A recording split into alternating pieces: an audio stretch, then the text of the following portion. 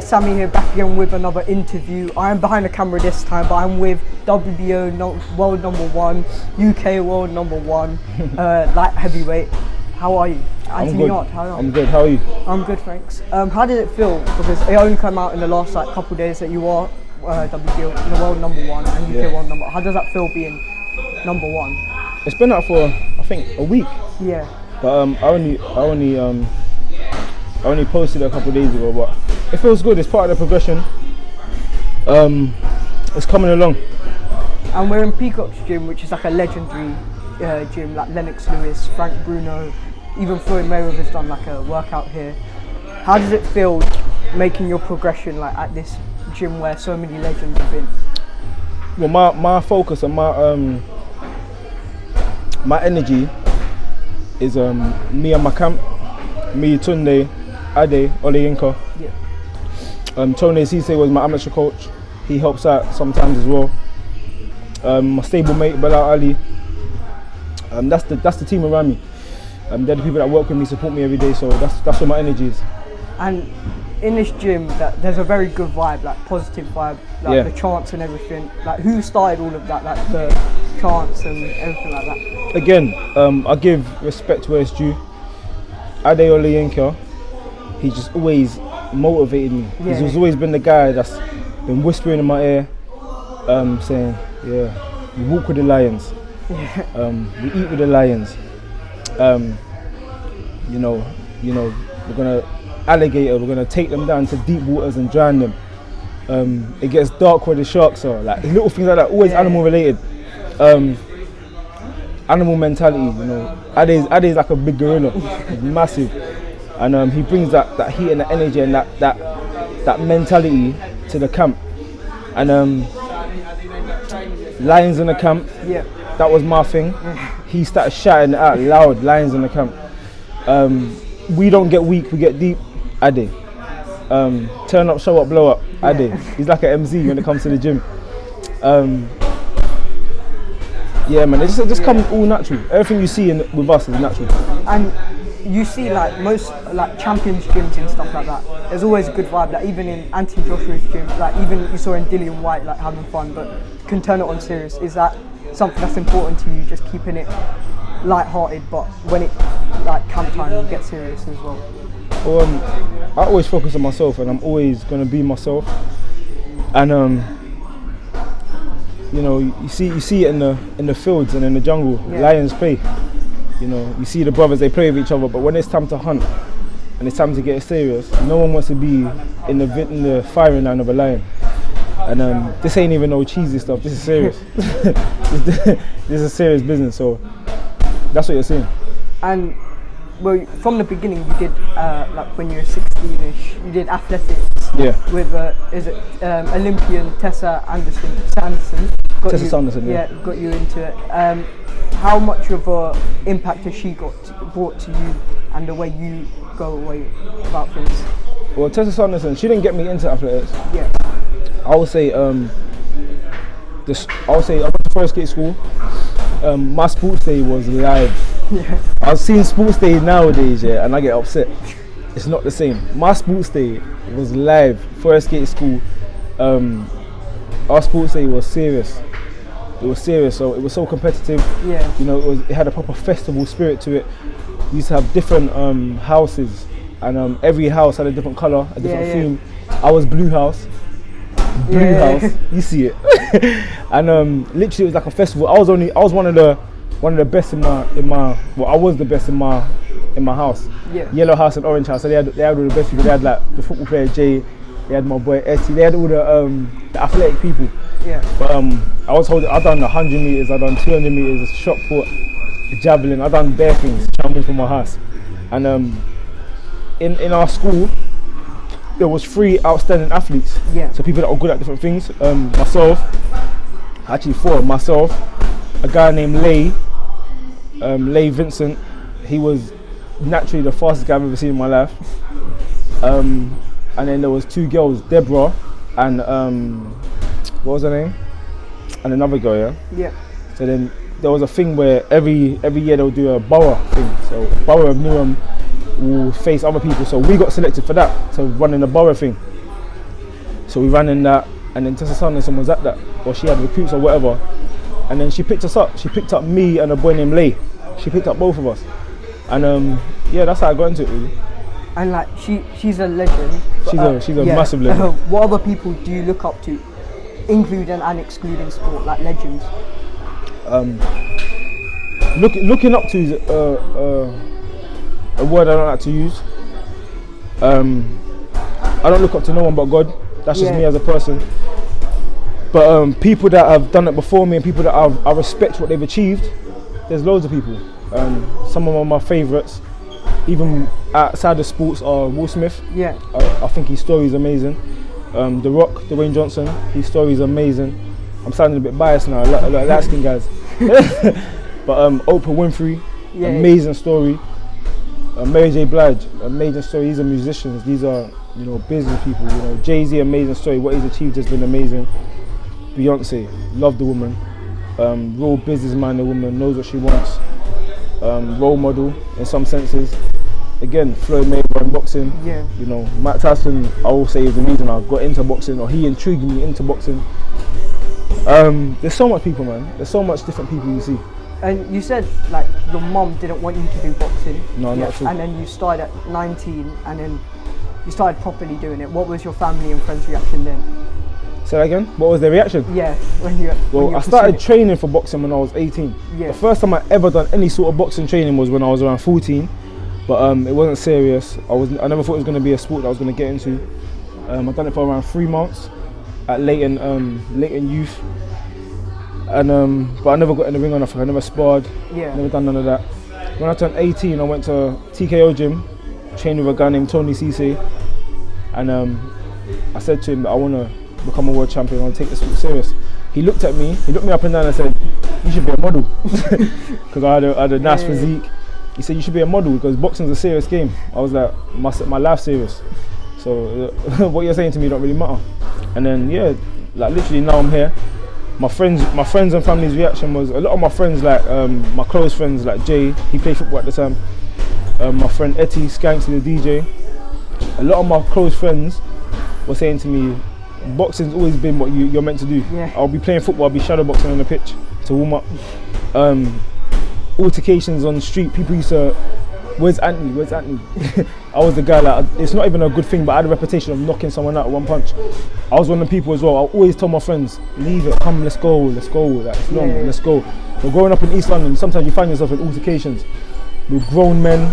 You know, was always, I'll be honest, my lifestyle was go raving, enjoy yourself, come back, chill out, play PlayStation, chill out outside your friend's house. You know, trouble will usually happen somewhere along the line. And eventually I started to clock and I was like, we only get into trouble because we're chilling in one spot. It's like we're waiting for trouble to come our way. Let's do something, man. Let's go cinema, let's do something. But sometimes there was altercations, and I'm one of the people, I would defend myself. This is when I was younger anyway. If something comes my way, I'm not waiting for you to pull out nothing or anything. If we're having an altercation, I see anything getting heated, I'll hit you. That's how I was when I was younger. Now I'm more of like, if I see anything coming, everyone has that sixth sense. You start feeling when danger's coming. Like, but in them days, you'll feel danger coming and you start preparing for it instead of just walking away or finding something else to do. There was another time where we was in Stratford at the time, and these boys kept riding past on bikes. You know trouble's coming. Yeah. Instead of just leaving, you wait there and you prepare yourself. So that's, again, you grow up, and that's what it was like in East London all the time. People were getting jacked, or that means you're getting robbed. People were getting jacked left, right and centre. You know, if you had a nice phone, you had anything, they were looking to take it off of you. And to me, it don't make sense because you're robbing people that ain't got no money. It didn't make sense. But literally, that's the era I grew up in, and that's something I told the youngsters. I'm seeing a lot of music videos now, where people are in balaclavas and all these other things. A very, very sad thing happened recently that I haven't even spoken about. One of my closest friends, his little brother, I saw him grow up from when he was 1 year old. Madness happened the other day, and I'm hearing that he was involved. Not sure how true it is, but again, once the newspapers release a story, you don't know if it's true or not. Right now he's locked up, and it was a grand theft auto kind of occasion, crazy shootout with police officers. And this is a boy I've seen from when he was 1 year old. I know his whole family. My mum has been speaking to his dad since it all happened. So for me to see that, that's another thing where your environment has made you. Yeah. Your environment has built you, and I know them youngsters that are hanging around the forest skate now, and some of the stories I'm hearing, people getting stabbed. We got the wrong person, but people are happy about it.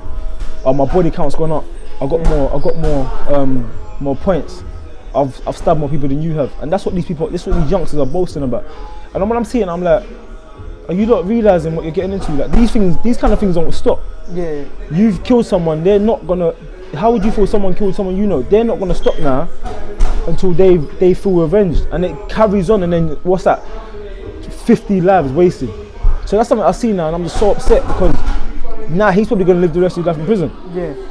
And it's so sad for me to see, and that's why I have to stay so focused in what I'm doing, so I can reach out to more people and motivate more people and help more people. So open more boxing gyms, make it free. Yeah.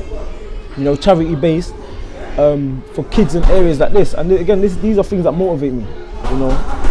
What's your advice for the people who are? My advice to these people growing up here is everyone's life can have hard patches, but then again, it's about getting through that. Because some people, what happens to them here is they might have a hard period of life and they give up. So they just think, F it, I'm doing road. I'm just gonna take up my aggression in another way.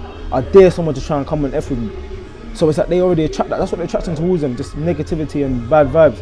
Some of the beef I'm hearing about between these E6 boys and E7 boys, and they're all in music videos rapping about it. Recently, Giggs, he posted a video of armed police, when they stopped a music video, boys ballied up. Oh yeah. I saw it. I commented on the video. Giggs put, but he was basically supporting the young boys, saying this is mad. Leave the young kids alone or whatever. I saw it in a different way. Police don't do everything right.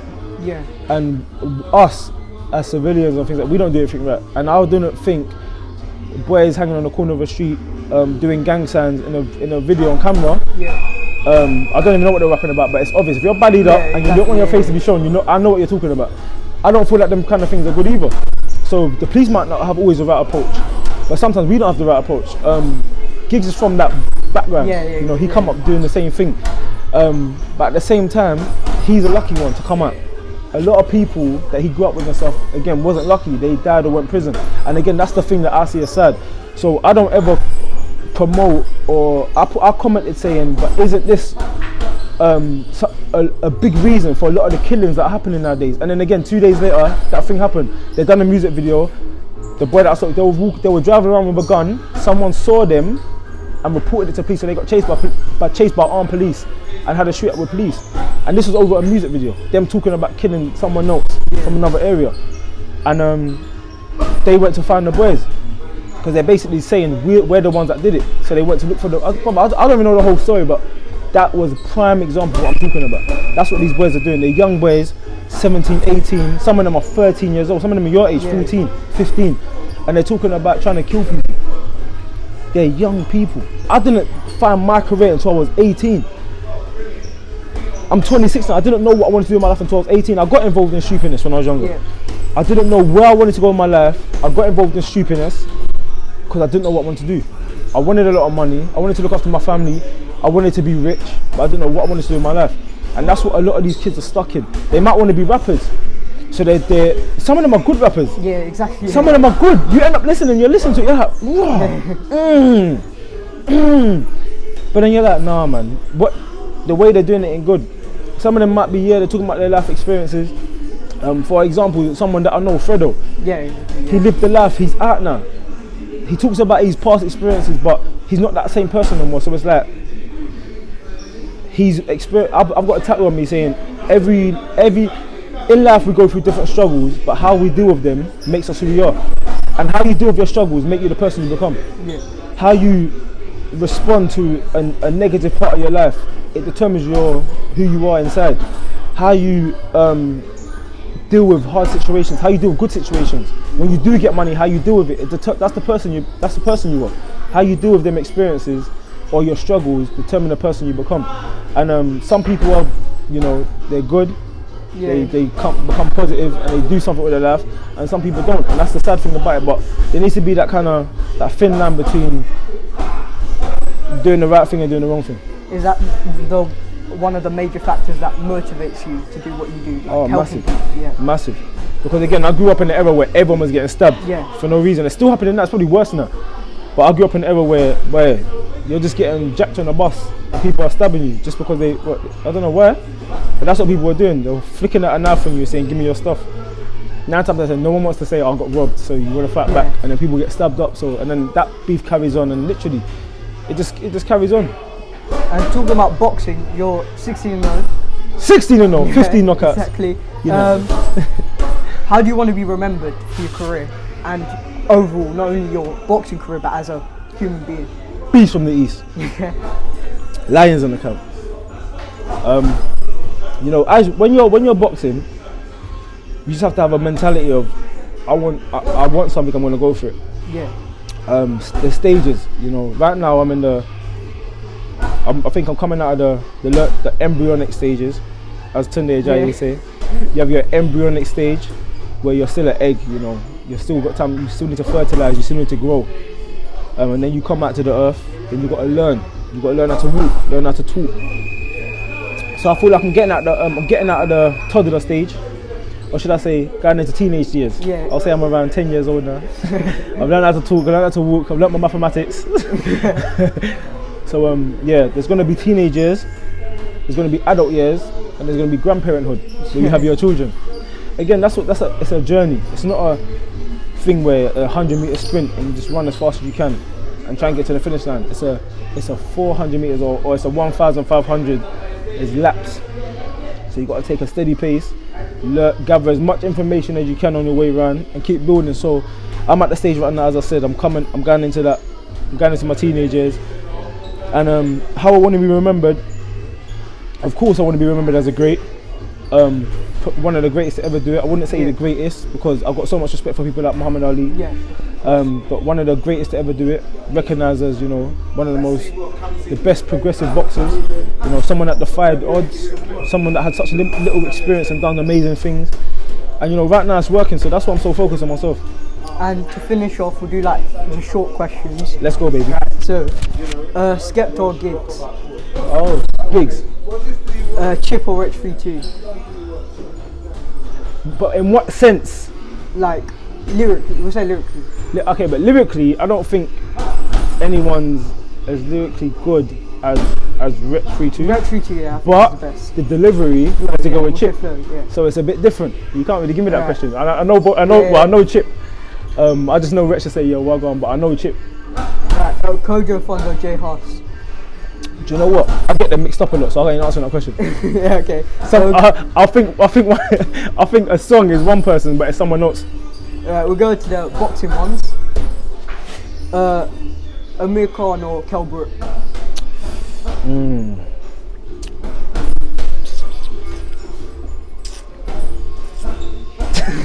But I don't know.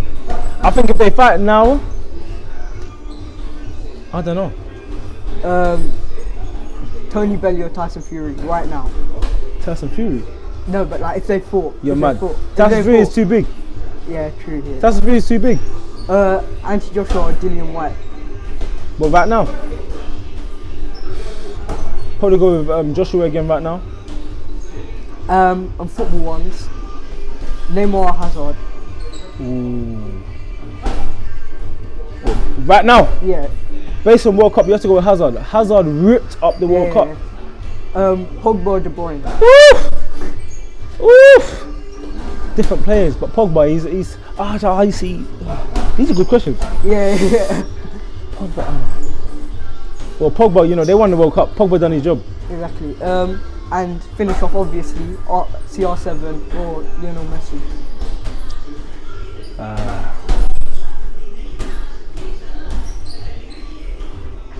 Messi. Finally, thank you for lending me your time. No, we ain't finished yet. And I got more talking to do. So, based on what you're saying, this is what I mean about boxing. After Dillian White fought, he mentioned, and I heard Nigel Benn Senior talk about it as well. all of a sudden, yeah, these boxers and legends are talking about experience, yeah. Nigel Benn, come after Conor Benn's fight, yeah, Nigel Benn made a valid point about experience, yeah. He said, my son only had 20 amateur fights, yeah. Conor Benn hasn't fought at the level I fought at yet. Yeah. Yeah. But people are giving me so much stick, yeah, for fighting people that I'm not even meant to be fighting yet. Yeah, exactly. You've only had 12 amateur. I had 12 amateur fights. I'm not even meant to be fighting the people that I'm fighting yet in boxing terms. But because I'm doing so well and I'm looking so good, I'm getting stick for it. This shows, this is something that, this is advice I would give to someone that's elevating in life here. Do not listen to naysayers. Because what they will do is they will bring you down. They will make you start to question yourself. They'll start to make you question how you're doing things. And the way how you're doing things is right because it's working. Nigel Benn is a legend in the sport. Yeah. Him himself said, we've pushed my son too fast. You know, he's still got a lot of learning to do. He had 20 amateur fights. Dylan White said the same thing. Yeah. Dylan White is near the stage where he's fighting for a world title. He said, I'm still learning. Dylan White, I think, had like 15 or 16 amateur fights. But he had a long kickboxing experience. So that's still fighting experience. He's still talking about he's still learning.